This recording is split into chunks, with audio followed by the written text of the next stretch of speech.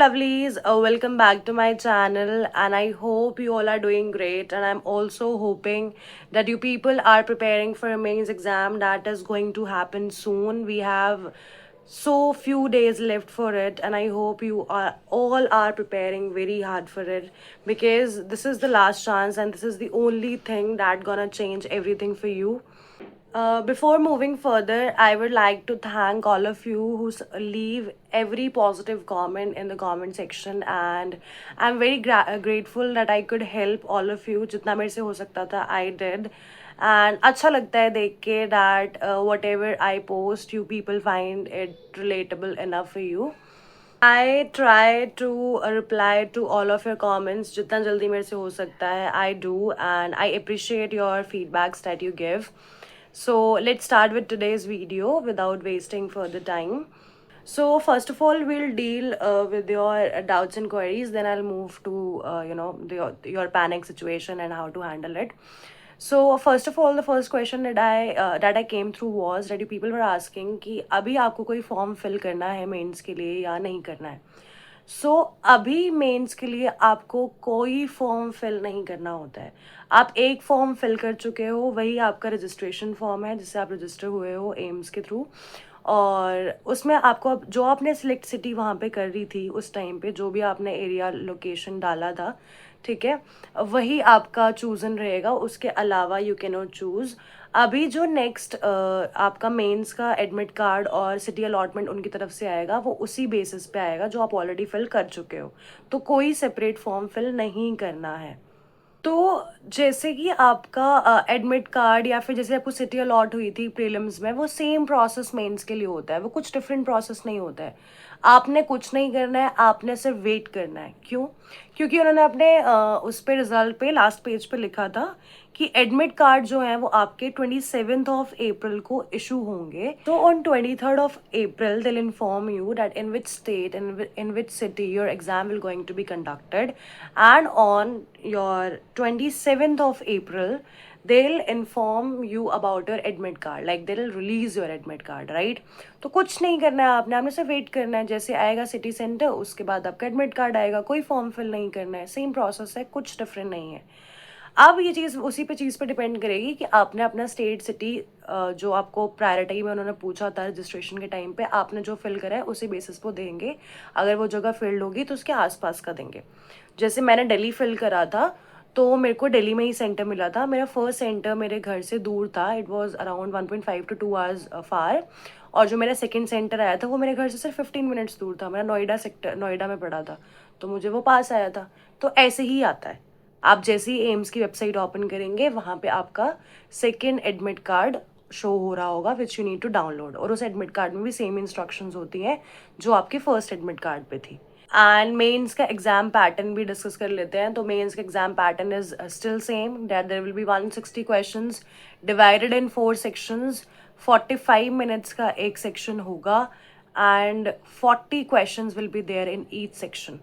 ठीक है. तो कंपैरेटिवली टू प्रीलिम्स, अब आपको ध्यान रखना है कि आपको मेंस में टाइम ज़्यादा मिलेगा. वो आपको लगेगा, तब भी लगेगा. अगर आप मॉक दे रहे हो, आपको अभी भी पता चल रहा होगा आपके पास काफ़ी टाइम बचता है. प्रीलिम्स में आपके पास टाइम नहीं होता है, तो हम हबड़ा दबड़ी में बहुत क्वेश्चंस गलत कर जाते हैं, नेगेटिव ज़्यादा होने के चांसेस होते हैं. बट आपको लग रहा होगा कि मेंस में हमारे साथ नहीं होगा तो नेगेटिव तो कम होंगे, बट ये नहीं होता है. क्योंकि मेंस में टाइम हमारे पास ज़्यादा होता है, तो मैंने अपने टाइम पे गलती करी थी. I have heard a lot from other students also.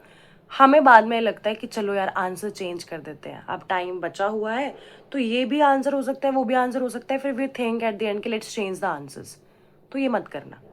जो आंसर मार्क कर दिया है उसी पे टिके रहना. जो आपके दिमाग ने फर्स्ट क्लिक पे बोल दिया था वही आंसर है, उसको एंड में चेंज करने मत बैठना. Otherwise like people like me who suffered later on, जिसकी रैंक बेटर हो सकती थी, उसने खुद खराब करी अपने हाथों से एंड में आंसर्स चेंज करके.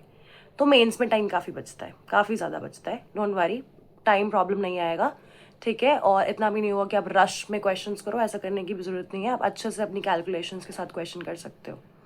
और जिनको वहाँ कैलकुलेशन करने में प्रॉब्लम आती है, वो घर से भी एक माइंडसेट बना के जा सकते हैं कि इतने क्वेश्चंस हैं, इतना मेरे पास टाइम है, इतने मैं नेगेटिव कर सकती हूँ, इतने मैं लीव कर सकती हूँ, ये कर सकता हूँ. उस हिसाब से you can attempt.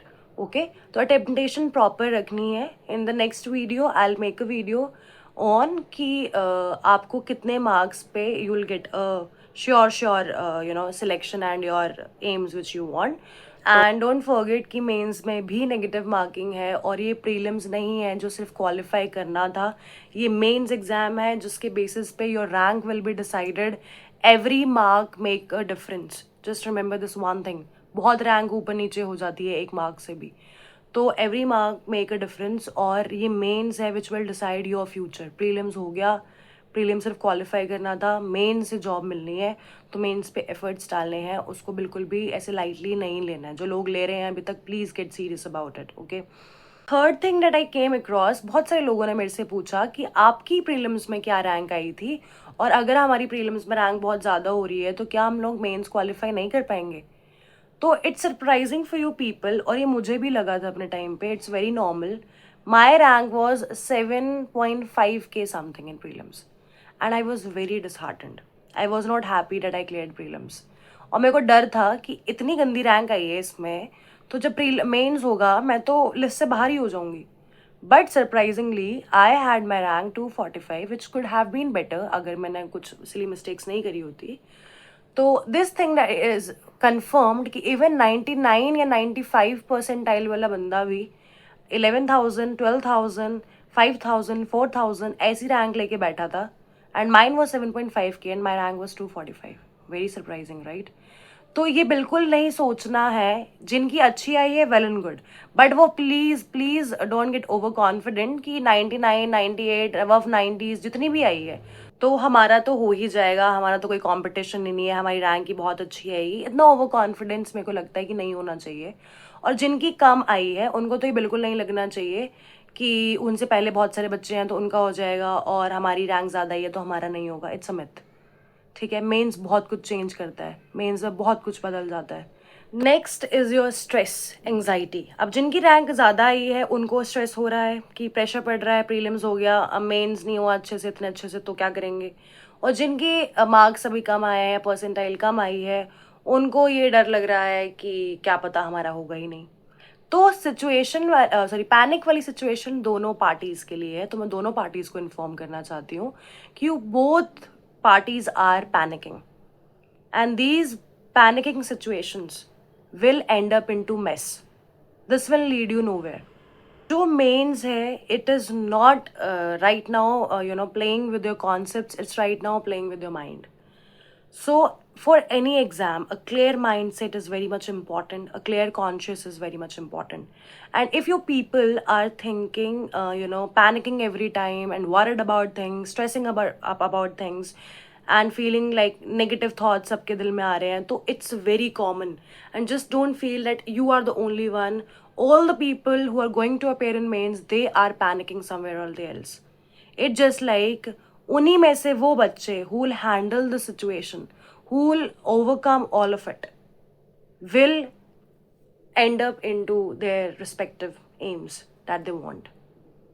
The main funda right now is, just changing your mindset, focusing on the positive part, studying, and, analyzing your mock tests and getting a better rank in mains.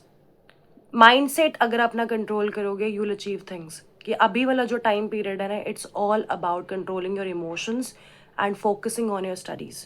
So I'm ending with this video, and I just want you people that only few days are left. Please calm your mind the more you can. Please don't get panic. Please focus on your studies right now. Focus on how, you will do everything in the last few days and how you will tackle mains. सिर्फ उस पे focus करना है. Don't focus on other stuff. And keep your mind stable. Meditation करना है, yoga करना है, you want to talk to people, do it, but keep your mind stable and take care of yourself. And हो सके तो please subscribe my channel and share my video as much as you can if you like it. And put down in the comment section if you want some help, or if you want me to tell you something else which I forgot to mention in the video. You can put that. I always reply. I always do. So please take care of yourself, and the next video we'll talk about how much you should score for your mains exam. Okay? Bye-bye.